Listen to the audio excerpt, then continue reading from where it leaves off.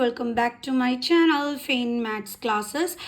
ഇന്നത്തെ ക്ലാസ്സിൽ നമ്മൾ പഠിക്കാൻ പോകുന്നത് 8th ചാപ്റ്റർ ഇൻട്രൊഡക്ഷൻ ടു ട്രിഗ്നോമെട്രിയിലെ എക്സാമ്പിൾ നമ്പർ 5 ആണ്. അപ്പോൾ എൻ്റെ ചാനൽ കാണുന്നവർ സബ്സ്ക്രൈബ് ചെയ്യാനും ലൈക്ക് ചെയ്യാനും കമൻറ്റ് ചെയ്യാനും മാക്സിമം ഷെയർ ചെയ്ത് സപ്പോർട്ട് ചെയ്യാനും മറന്നു പോകരുത്. നമ്മുടെ ക്വസ്റ്റ്യൻ ഇതാണ്: in triangle O P Q right angle at P O P equal to 7 cm and O Q minus P Q is equal to 1 cm, determine the values of sine Q and cos Q. അപ്പോഴേ നമുക്കിവിടെ ഒരു triangle തന്നിട്ടുണ്ട്, O Q P എന്ന് പറയുന്ന triangle.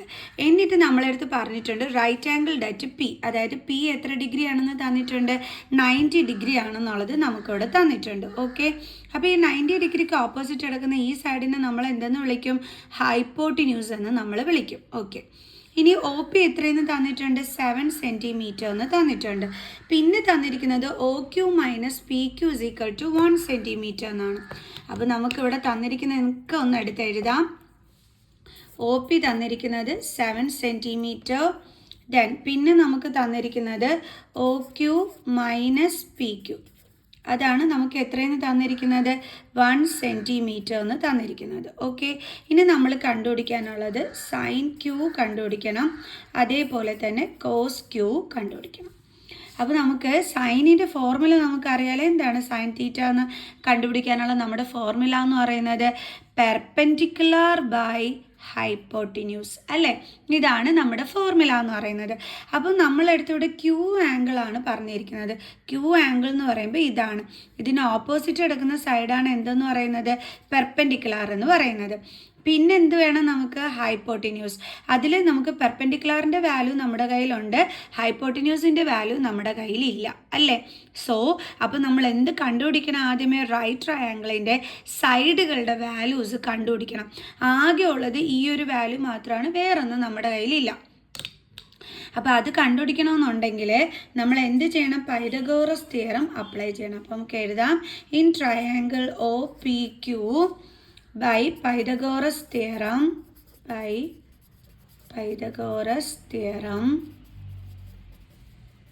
നമ്മൾ എന്താ പഠിച്ചിട്ടുള്ളത്? Hypotenuse square is equal to base square plus altitude square അല്ലേ? ഇതാണ് നമ്മൾ പഠിച്ചിട്ടുള്ളത്.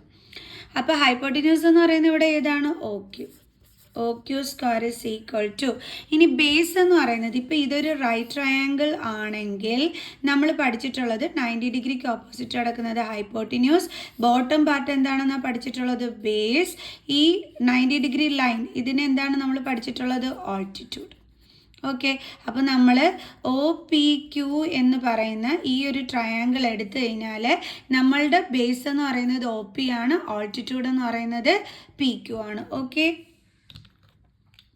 അപ്പോൾ നമുക്ക് എങ്ങനെ എഴുതാം? ബേസ് എന്ന് പറയുന്നത് ഒ പി ആണ്, അപ്പോൾ O P square plus altitude എന്ന് പറയുന്നത് പി ക്യു ആണ് സ്ക്വയർ. ഓക്കെ, ഇനി ആകെ നമ്മുടെ കയ്യിലുള്ളത് ഒ പിയുടെ വാല്യൂ ആയ 7 cm മാത്രമാണ്, വേറെ ഒന്നിൻ്റെയും വാല്യൂ ഇല്ല. പക്ഷേ നമുക്കിവിടെ ഒരു ക്ലൂ തന്നിട്ടുണ്ടായിരുന്നു, O Q minus P Q is equal to 1 cm എന്ന്. അപ്പോൾ അത് വെച്ചിട്ട് നമുക്ക് ഹൈപ്പോട്ടിന്യൂസ് ആയ ഒ ക്യുവിൻ്റെ വാല്യൂ കണ്ടുപിടിച്ചൂടെ? അതെങ്ങനെയാണ്? ഇതാ നോക്കിക്കോ. നമുക്ക് എഴുതാം O Q is equal to 1 minus P ക്യുവിനെ ഇങ്ങോട്ട് ട്രാൻസ്പോസ് ചെയ്യുമ്പോൾ എന്താകും? Plus P Q. ദേ കിട്ടി നമുക്ക് ഒ ക്യുവിൻ്റെ വാല്യൂ. എന്താ കിട്ടിയത്? 1 പ്ലസ് പി ക്യു. അപ്പോൾ നമുക്ക് എന്ത് ചെയ്യാം? ഒ ക്യുവിൻ്റെ പ്ലേസിൽ അത് കൊടുക്കാം. 1 plus P Q the whole square is equal to, O പിയുടെ വാല്യൂ എത്രയാണ്? 7, അതിൻ്റെ സ്ക്വയർ പ്ലസ് പി ക്യുവിൻ്റെ വാല്യൂ നമുക്ക് അറിഞ്ഞുകൂടാം. ഓക്കെ, ഇനി ഇതെങ്ങനെ ചെയ്യും നമ്മൾ? ഇത് നമുക്ക് വേണമെന്നുണ്ടെങ്കിൽ A plus B the whole square identity use ചെയ്തൂടെ?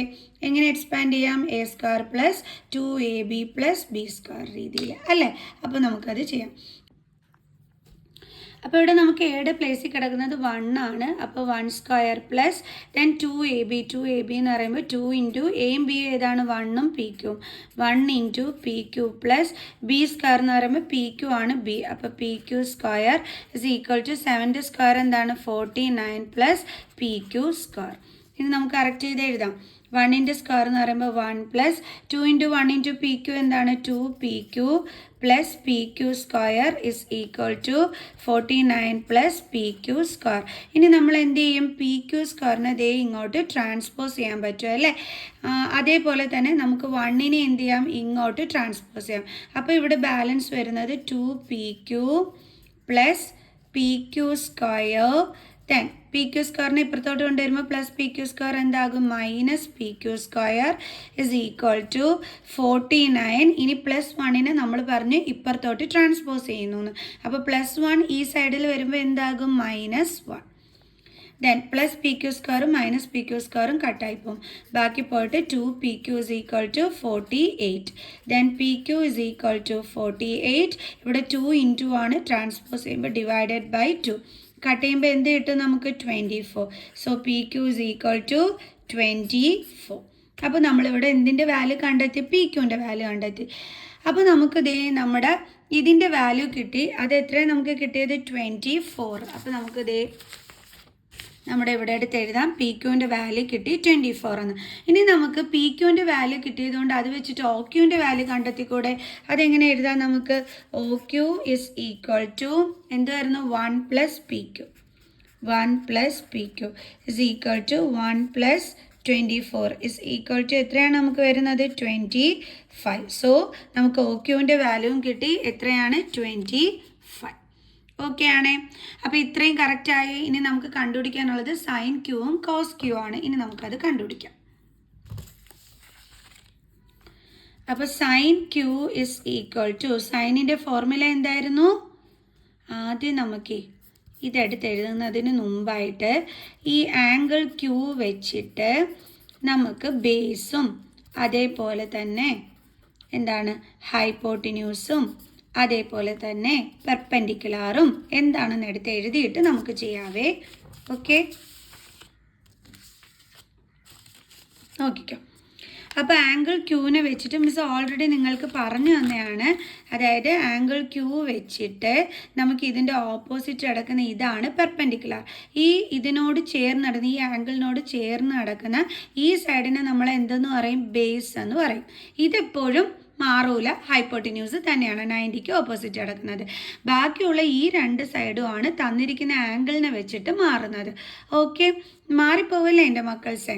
ഇത് നമ്മൾ സൈഡ് നോക്കുന്നത് ഈ തന്നിരിക്കുന്ന, അതായത് ഇപ്പോൾ സൈൻ ക്യൂ എന്നൊക്കെ പറഞ്ഞ് നമുക്ക് തന്നിരിക്കുന്നില്ലേ, കണ്ടില്ലേ? ഈ ഒരു ആംഗിളിൻ്റെ ബേസിസിലാണ് നമ്മളിപ്പോൾ സൈഡുകൾ നോക്കേണ്ടുള്ളത്. ഓക്കെ, അപ്പോൾ ക്യൂവിന് വെച്ചിട്ട് അതിൻ്റെ ഓപ്പോസിറ്റ് കിടക്കുന്ന പെർപെൻഡിക്കുലാർ, അതിൻ്റെ കൂടെ ചേർന്നത് ബേസ്. ഓക്കെ ആണേ. അപ്പോൾ ബേസ് എത്ര വരും? 24 അല്ലേ? അപ്പോൾ നമുക്കത് അടുത്ത് എഴുതാം.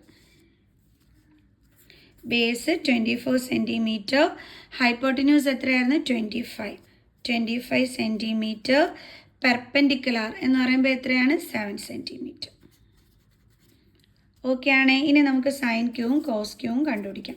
സൈൻ എന്ന് പറയുമ്പോൾ പെർപെൻഡിക്കുലാർ ബൈ ഹൈപ്പോട്ടിന്യൂസ്. ചില സ്കൂളുകളിൽ പെർപെൻഡിക്കുലാറിന് പകരം ഓപ്പോസിറ്റ് എന്നാണ് പഠിപ്പിക്കുന്നത്. അപ്പോൾ രണ്ടും ഒന്ന് തന്നെയാണ് കേട്ടോ. ഓക്കെ, അപ്പോൾ പെർപെൻഡിക്കുലാർ എന്ന് പറയുമ്പോൾ ഏതായിരുന്നു? O P. ഹൈപ്പോട്ടിന്യൂസ് എന്ന് പറയുന്നത് ഒ ക്യു.